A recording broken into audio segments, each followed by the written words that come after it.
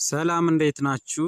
እስኪ ዛሬ ስለ ሞባይል አፕሊኬሽን ዴቨሎፕመንት በአጭሩ እናያለን ማለት ነው።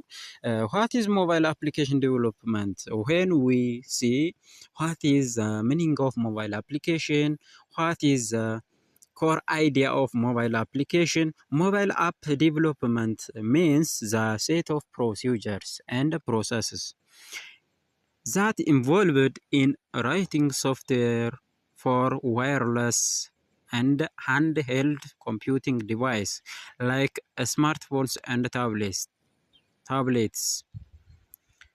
እንግዲህ ምን ማለት ነው? ሞባይል አፕሊኬሽን የሞባይል አፕሊኬሽን ልማት ማለት ስማርትፎን፣ ታብሌት ላሉ ተንቀሳቃሽ መሳሪያዎች የሚሆን የሶፍትዌር ፕሮግራሞችን፣ አፖችን የማዘጋጀት ኮድ የመጻፍ እና የመስራት ሂደት ነው።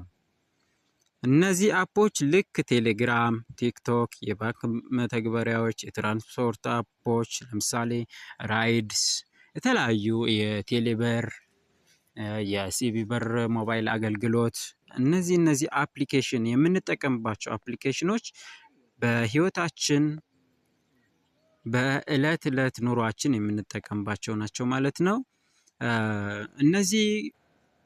እነዚህም ሁለቱ ዋና የሞባይል ሲስተሞች ወይም ፕላትፎርም ብለን የምንጠራቸው አሉን ማለት ነው። those two platforms are Android and iOS የሚባሉ ፕላትፎርሞች ናቸው ማለት ነው።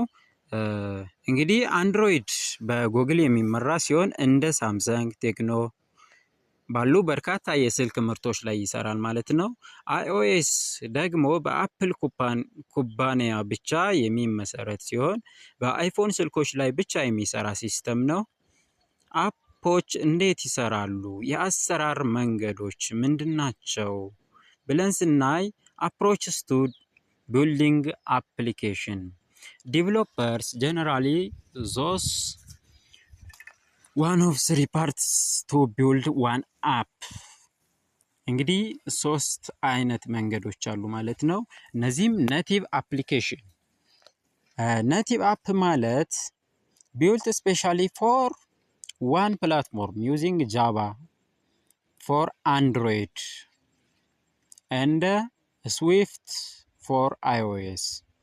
ሁለተኛው cross platform apps built using one code base that run on both Android and iOS. Flutter and Reactive Native የሚባሉ ቋንቋዎችን እንጠቀማለን ማለት ነው። At this time today save time and money. Progressive web app websites that look and behave like native mobile app but run inside web browser.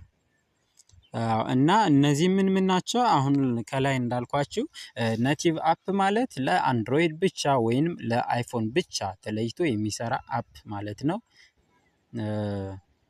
ሁለተኛው እንዳልኳችሁ ክሮስ ፕላትፎርም የምንለው ነው። በአንድ ጊዜ ተጽፎ በሁለቱም በአንድሮይድም ይሰራል፣ በአይኦኤስ ላይም ይሰራል።